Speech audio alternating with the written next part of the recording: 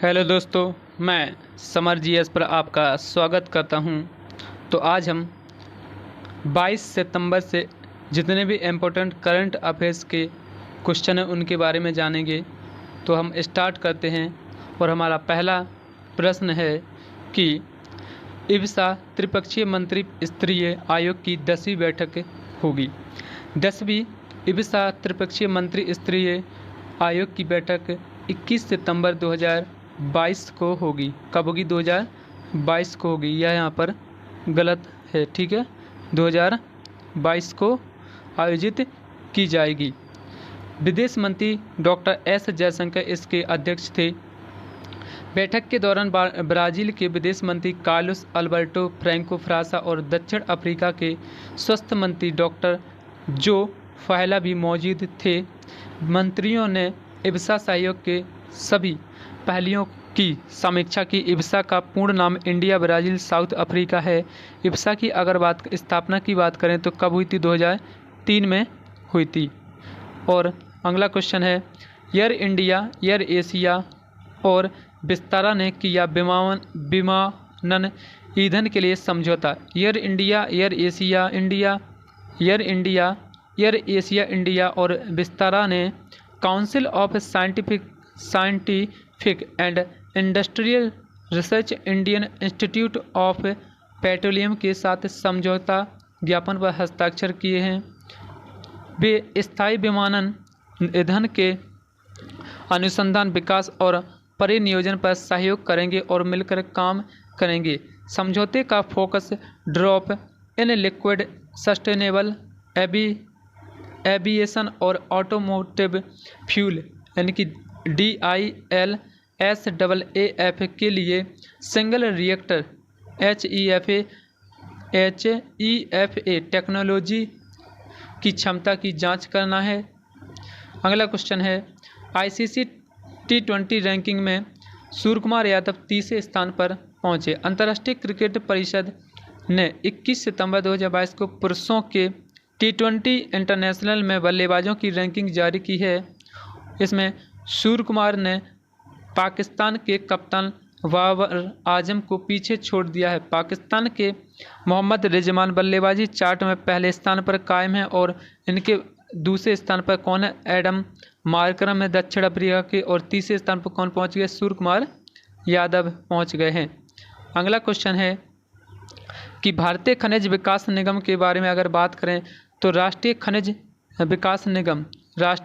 विकास निगम या NMDC एक सरकारी खनिज उत्पादक है। यह लोहे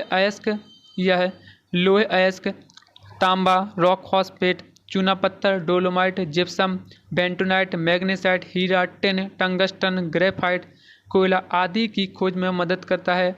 यह मध्य प्रदेश के पन्ना जिले में एकमात्र यंत्रीकृत हीरे की खान का भी संचालन करता है। इसकी स्थापना की बात करें तो 1958 में और स्वामित्व की बात करें तो किसके पास है? इस्पात मंत्रालय के पास है। अगला क्वेश्चन है कि उच्च रक्तचाप नियंत्रण पहल के लिए किसके लिए? उच्च रक्तचाप नियंत्रण पहल के लिए भारत ने जीता संयुक्त राष्ट्र पुरस्कार। भारत ने 21 सितंबर 2022 को इंडिया हाइपरटेंशन कंट्रोल इनिशिएटिव यानी कि IHCI के लिए संयुक्त राष्ट्र पुरस्कार जीता है। IHCI को भारत की मौजूदा प्राथमिक स्वास्थ्य प्रणाली के भीतर अपने असाधारण कार्य के लिए मान्यता दी गई है। इस पहल के तहत उच्च रक्तचाप से पीड़ित 34 लाख से अधिक लोग सरकारी स्वास्थ्य सुविधाओं में इलाज करा रहे हैं। अगर बात करें IHCI की तो इसका शुभारंभ 2017 में किया गया था और केंद्रीय स्वास्थ्य मंत्री कौन है? मनसुख मंडाविया हैं। अगला क्वेश्चन है, सरकार ने रतन टाटा और 2 अन्य PM केयर्स फंड का ट्रस्टी नियुक्त किया है। वयोवृद्ध उद्योगपति रतन टाटा और सुप्रीम कोर्ट के पूर्व न्यायाधीश KT थॉमस और पूर्व डिप्टी लोकसभा स्पीकर करिया मुंडा को PM केयर्स फंड के ट्रस्टी के रूप में नामित किया है।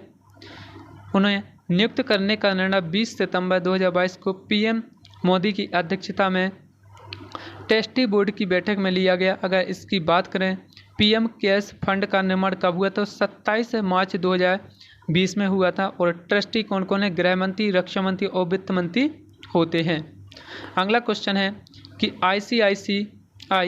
आईसीआईसीआई प्रूडेंशियल म्यूचुअल फंड ने लॉन्च किया auto index fund. ICICI prudential mutual fund ने भारत का पहला ऑटो इंडेक्स फंड यानी कि ICICI prudential Nifty auto index fund का शुभारंभ किया है। यह निफ्टी ऑटो इंडेक्स की नकल करने वाली एक ओपन एंडेड इंडेक्स स्कीम है। यह वित्तीय बाजार के ऑटोमोबाइल सेगमेंट की गतिविधि और प्रदर्शन को दर्शाने के लिए डिजाइन किया गया है। आईसीआईसीआई प्रूडेंशियल एफएम भारत की दूसरी सबसे बड़ी एसेट मैनेजमेंट कंपनी है। इसकी स्थापना की बात करें तो 1993 में, और अगर बात करें अध्यक्ष यानी कि सीईओ कौन है, तो निमेश शाह हैं। कौन है, निमेश शाह इसके सीईओ है। और स्थापना कब हुई थी, 1993 में हुई थी। अगला क्वेश्चन है कि अंतरिक्ष की सबसे लंबी एकल यात्रा करने वाली वालेरी पोलाकोव का निधन हो गया है। अंतरिक्ष में सबसे लंबे समय तक अकेले रहने का रिकॉर्ड बनाने वाले सोवियत अंतरिक्ष यात्री वालेरी पोलाकोव का निधन 19 सितंबर 2022 को 80 वर्ष की आयु में हो गया है। पोलाकोव का अंतरिक्ष में 437 दिनों तक रहने का रिकॉर्ड 8 जनवरी 1994 को शुरू हुआ था, जब वह और उनके साथ 2 लोग सोवियत अंतरिक्ष स्टेशन मिर के लिए 2 दिवसीय उड़ान पर गए थे। पोलाकोव ने इससे पहले 1988 निवास में एक मिशन पर अंतरिक्ष में 2 से 88 दिन बिताए थे। अगला क्वेश्चन है कि विश्व गेंडा दिवस, अगर बात करें विश्व गेंडा दिवस कब मनाया जाता है, तो 22 सितंबर को विश्व गेंडा दिवस मनाया जाता है। गेंडों के अवैध शिकार पर अंकुश लगाने और लुप्तप्राय प्रजातियों को बचाने के लिए हर साल 22 सितंबर को विश्व गेंडा दिवस मनाया जाता है। इसकी घोषणा पहली बार 2010 में वर्ल्ड वाइल्ड लाइफ यानी कि फंड किसके द्वारा की गई थी, वर्ल्ड वाइल्ड लाइफ फंड यानी कि WWF ने पहली बार 2010 में इसको मनाने की घोषणा की थी। गेंडा की 5 प्रजातियां हैं। अफ्रीका में अगर बात करें तो सफ़ेद और काले गेंडे मिलते हैं। एशिया में एक सींग वाला गेंडा और जावन और सुमात्रान में भी गेंडे की प्रजातियां हैं।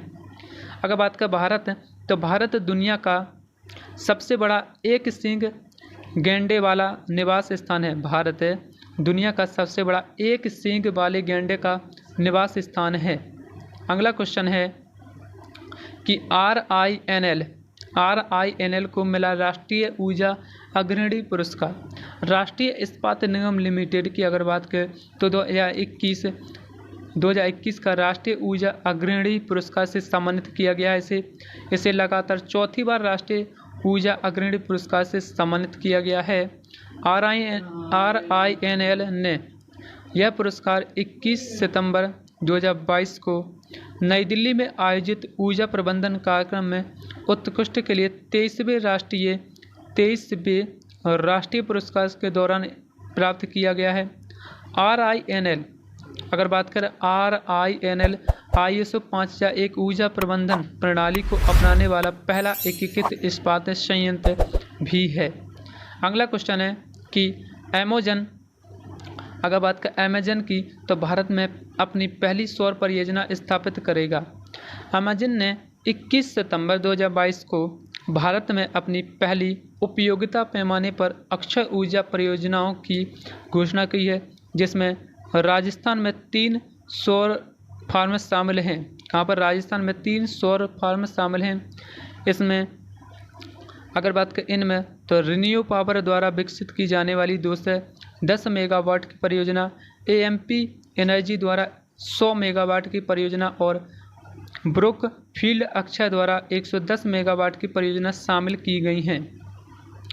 इसके अतिरिक्त अमेजन ने भारत के 14 शहरों में अपने पूर्ति केंद्रों पर 23 नई और रूफ टॉप परियोजना की भी घोषणा की है। अगला क्वेश्चन है कि PM केयर्स अगर बात करें PM केयर्स फंड के बारे में, तो भारत में कोविड-19 महामारी के बाद यानी कि 27 मार्च 2020 को प्रधानमंत्री नागरिक सहायता और आपातकालीन स्थिति में राहत कोष यानी कि पीएम केयर्स फंड का निर्माण किया गया था। इसका उद्देश्य की बात करें तो किसी भी तरह की आपात स्थिति या संकट की स्थिति में निपटने के लिए, जैसे कि महामारी द्वारा उत्पन्न और प्रभावित व्यक्तियों को राहत प्रदान करना था। इससे कोई बजटीय समर्थन नहीं मिलता है। अगर इसकी बात का पदेन अध्यक्ष की तो कौन होते हैं? प्रधानमंत्री होते हैं। अगला क्वेश्चन है कि गुजरात में आयोजित होगा पर्यावरण मंत्रियों का राष्ट्रीय सम्मेलन। प्रधानमंत्री नरेंद्र मोदी 23 सितंबर 2022 को गुजरात में पर्यावरण मंत्रियों के राष्ट्रीय सम्मेलन का उद्घाटन करेंगे।